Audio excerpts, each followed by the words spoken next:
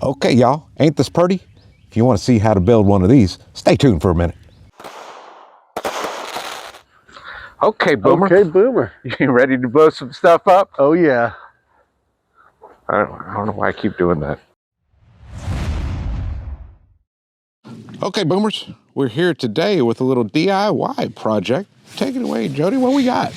Well, we just got some of these fiberglass tubes that come with the mortar kits, which might or might not have ever been used. Even if they have, these things are plenty reusable if they're fiberglass. Absolutely, they are. These have not been used, and you can get over the top of this and see the different thicknesses of these. Some of them are thicker than others. It's just the way they come. It's just sometimes even on the same product, you'll get a thick one and then you'll get a thin one. Okay. But you don't want the cardboard. Some of the cheaper sets come with the cardboard tube, right? Yeah. That you might be able to fire off half a dozen shells or something and be all right, but yeah, much more than that, you're gonna start burning that thing up.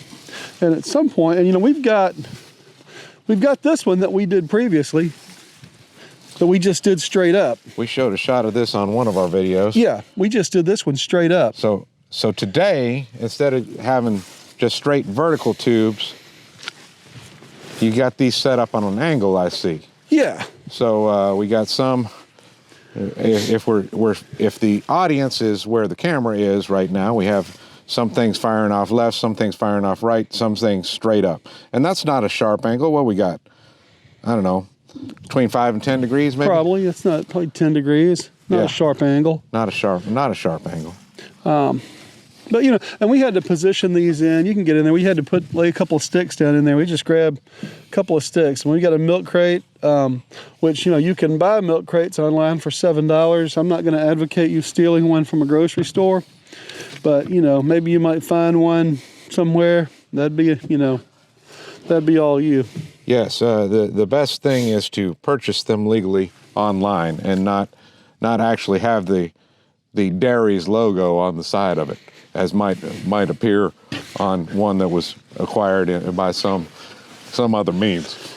I don't know where this one came from. Right. Found on road dead. Right.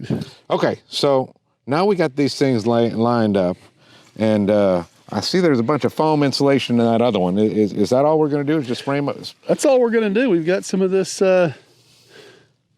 foam which is cheaper than buying the milk crate. Yeah, it's like $4 and change. $4 at Walmart. Change. And if you're throwing together more than one of these at any given time, that might be enough foam insulation to cover 2 or 3 of them. It might be, because this one is going to fill this one up to here. I'm going to go ahead and put this whole can in here. Okay, and just load it up. Just load it up. All right. And I want it to be sturdy, where it's not going anywhere. And this stuff is so inexpensive.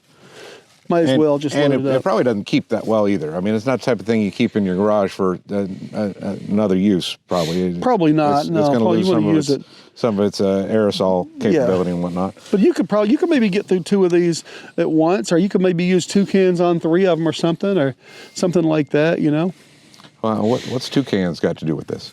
I said if you had 3 of them, you might want to use two cans. Oh, 2 cans. Okay. Yeah, you thought I was talking about the them Fruit Loop birds. Right. Yes. Okay. So and as you can see, we got a couple of bags up under this milk crate to try to protect our high dollar table right here, because this thing's pretty well pristine. We never burn anything or ding it up or nothing. So we just want to keep this thing nice and neat for all our viewers out there to see something pretty.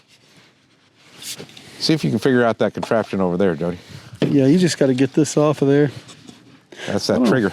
Yeah. I don't know why it's in there. It's kind of stuck in there pretty good. Yeah. So, this is the kind of thing you definitely want to read. You definitely want to read the directions on this thing before you go. And you probably don't want no open flames around this while you're firing it off in there, because that aerosol is probably flammable. You probably don't. But after that, it should be fine. After it hardens, we ain't had no problems out of the other one anyway. No, that one's been good. That one's been nice and sturdy. Never caught on fire off anything, and there's obviously fireworks being set off out of it. So. And the other YouTube video that where I saw the guy making one of these, he said he's always had good luck with them too. So Oh, this wasn't your idea? This was not my idea. I cannot take credit for it, but I think it's a fine idea, so I wanted to share it. You know, right. I've seen it done. A couple different videos, and I've seen it done.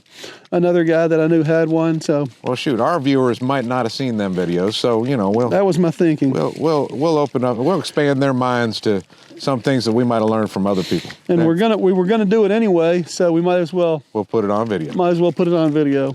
And now we'll have 2 of these DIYs. Ready to go, one with the angle and one all firing off vertical. Yeah, isn't that how you pretty much go? If you're going to do something, just put it on video. If it's worth doing, it's worth putting on video. Well, I mean, I don't do that with everything. There's some things I do that I try not to get on video.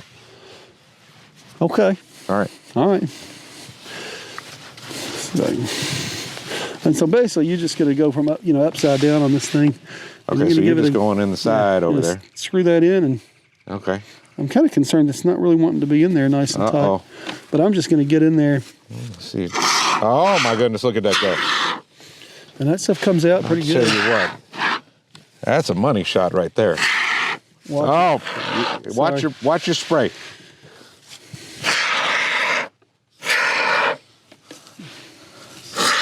We're firing that stuff off on my kicks.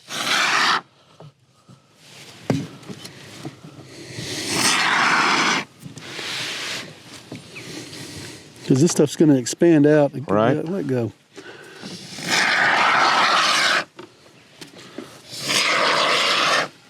That makes a satisfying little spray noise there. But it does. Lets you know it's doing something. Now, I'm guessing one of the things you do want to avoid is getting this down in the tube, because that'll probably affect the flight of some of these shells if you do fire it off in there. You don't want to do that. I mean, you don't have to be too perfect with it, though. I mean, you can get it. The outside of the tube's not a problem, but if you get it down in the inside of the tubes, then. Yeah, because it's going to settle. It's going to get in there. It's going to settle. It's going to take a little bit to cure. So we'll just leave this setting up for a little bit. Yeah, and this is the point now. We're getting to the end, so. Okay. That's about all of it right there. That's the whole can.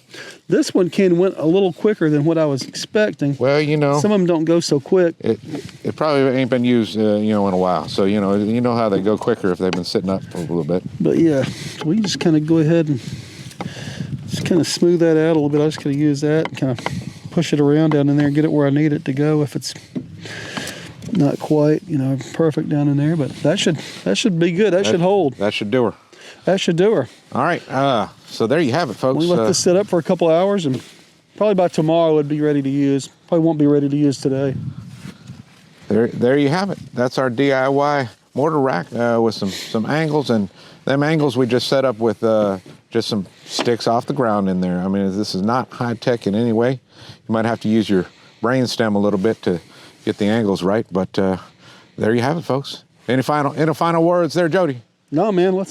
No, that's it. Rock on, boomers. Hope y'all enjoy it. Ain't nothing being fired out of this tonight. So this is the end of this video. We'll catch you next time. Just a little PSA on the end of this. Be real careful when you're watching these YouTubes. You know how fireworks can be a little dangerous sometimes, but ain't nothing compared to the danger you can run into on these YouTube videos by messing around with the subscribe and like buttons down there. That stuff will get you hooked up and get your inbox all loaded up with a bunch of our videos if you do that stuff. So be real careful in case you stray down there with your smart tablet and you keep your fingers in check. Didn't Bilbo Baggins say something like that? It's a dangerous business, clicking the subscribe button, because you never know where you might be swept off. I don't recall him using them words, but it might have been something a little bit like that. I think it was. Was that on his 11th birthday? It was. Okay, all right. Maybe not. We'll catch y'all next time, boomers. Thanks for joining us.